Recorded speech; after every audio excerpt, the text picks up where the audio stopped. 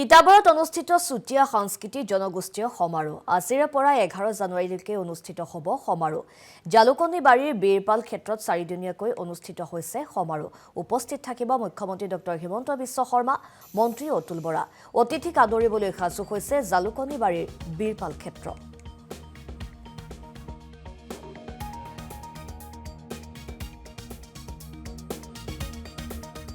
সাংস্কৃতিক সমাৰোহ চুতীয়া জাতি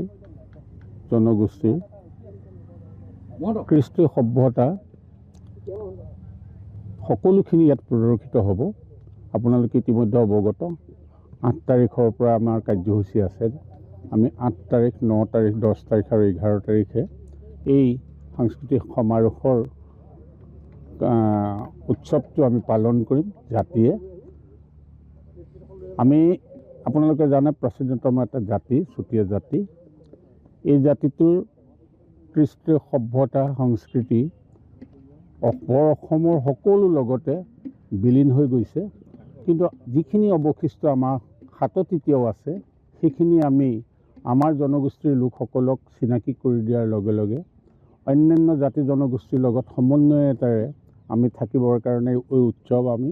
একাধিক্ৰমে কেইবা বছৰো পাতি আহিছোঁ তিতাবৰত অনুষ্ঠিত চুতীয়া সাংস্কৃতিক জনগোষ্ঠীয় সমাৰোহ আজিৰে পৰা 11 জানুৱাৰীলৈকে অনুষ্ঠিত হ'ব সমাৰোহ জালুকনী বাৰীৰ বীৰপাল ক্ষেত্ৰত চাৰিদিনীয়াকৈ অনুষ্ঠিত হৈছে সমাৰোহ উপস্থিত থাকিব মুখ্যমন্ত্ৰী ডক্টৰ হিমন্ত বিশ্ব শৰ্মা মন্ত্ৰী অতুল বৰা অতিথিক আদৰিবলৈ সাজু হৈছে জালুকনী বাৰীৰ বীৰপাল ক্ষেত্ৰ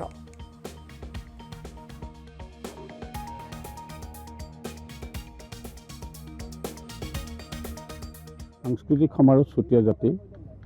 জনগোষ্ঠী কৃষ্টি সভ্যতা সকলোখিনি ইয়াত প্ৰদৰ্শিত হ'ব আপোনালোকে ইতিমধ্যে অৱগত 8 তাৰিখৰ পৰা আমাৰ কাৰ্যসূচী আছে আমি 8 তাৰিখ 9 তাৰিখ 10 তাৰিখ আৰু 11 তাৰিখে এই সাংস্কৃতিক সমাৰোহৰ উৎসৱটো আমি পালন কৰিম জাতিয়ে আমি আপোনালোকে জানে প্ৰাচীনতম এটা জাতি চুতীয়া জাতি এই জাতিটোৰ কৃষ্টি সভ্যতা সংস্কৃতি অসমৰ সকলো লগতে বিলীন হৈ গৈছে কিন্তু যিখিনি অৱশিষ্ট আমাৰ হাতত এতিয়াও আছে সেইখিনি আমি আমাৰ জনগোষ্ঠীৰ লোকসকলক চিনাকি কৰি দিয়াৰ লগে লগে অন্যান্য জাতি জনগোষ্ঠীৰ লগত সমন্বয়তাৰে আমি থাকিবৰ কাৰণে এই উৎসৱ আমি একাধিক্ৰমে কেইবা বছৰো পাতি আহিছোঁ তিতাবৰত অনুষ্ঠিত চুতীয়া সাংস্কৃতিক জনগোষ্ঠীয় সমাৰোহ আজিৰে পৰা 11 জানুৱাৰীলৈকে অনুষ্ঠিত হ'ব সমাৰোহ জালুকনী বাৰীৰ বীৰপাল ক্ষেত্ৰত চাৰিদিনীয়াকৈ অনুষ্ঠিত হৈছে সমাৰোহ উপস্থিত থাকিব মুখ্যমন্ত্ৰী ডক্টৰ হিমন্ত বিশ্ব শৰ্মা মন্ত্ৰী অতুল বৰা অতিথিক আদৰিবলৈ সাজু হৈছে জালুকনী বাৰীৰ বীৰপাল ক্ষেত্ৰ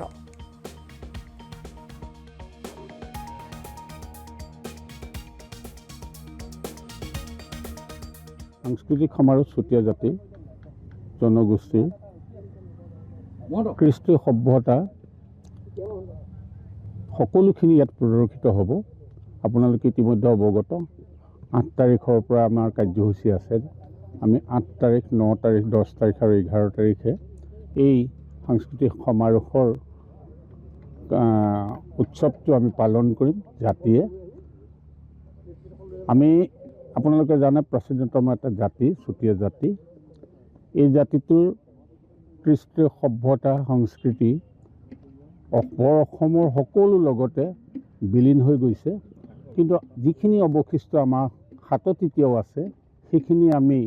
আমাৰ জনগোষ্ঠীৰ লোকসকলক চিনাকি কৰি দিয়াৰ লগে লগে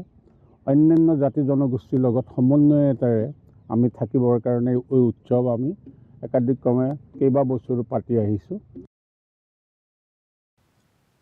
তিতাবৰত অনুষ্ঠিত চুতীয়া সাংস্কৃতিক জনগোষ্ঠীয় সমাৰোহ আজিৰে পৰা 11 জানুৱাৰীলৈকে অনুষ্ঠিত হ'ব সমাৰোহ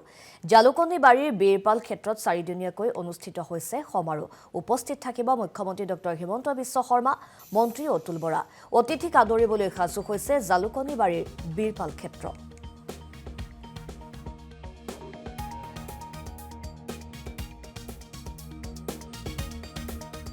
সাংস্কৃতিক সমাৰোহ চুতীয়া জাতি জনগোষ্ঠী কৃষ্টি সভ্যতা সকলোখিনি ইয়াত প্ৰদৰ্শিত হ'ব। আপোনালোকে ইতিমধ্যে অৱগত 8 তাৰিখৰ পৰা আমাৰ কাৰ্যসূচী আছে। আমি 8 তাৰিখ, 9 তাৰিখ, 10 তাৰিখ আৰু 11 তাৰিখে এই সাংস্কৃতিক সমাৰোহৰ উৎসৱটো আমি পালন কৰিম জাতিয়ে। আমি আপোনালোকে জানে প্ৰাচীনতম এটা জাতি, চুতীয়া জাতি। এই জাতিটোৰ কৃষ্টি, সভ্যতা, সংস্কৃতি অসমৰ সকলো লগতে বিলীন হৈ গৈছে। কিন্তু যিখিনি অৱশিষ্ট আমাৰ হাতত এতিয়াও আছে, সেইখিনি আমি আমাৰ জনগোষ্ঠীৰ লোকসকলক চিনাকি কৰি দিয়াৰ লগে লগে অন্যান্য জাতি জনগোষ্ঠীৰ লগত সমন্বয়তাৰে আমি থাকিবৰ কাৰণে এই উৎসৱ আমি একাধিক্ৰমে কেইবা বছৰো পাতি আহিছোঁ।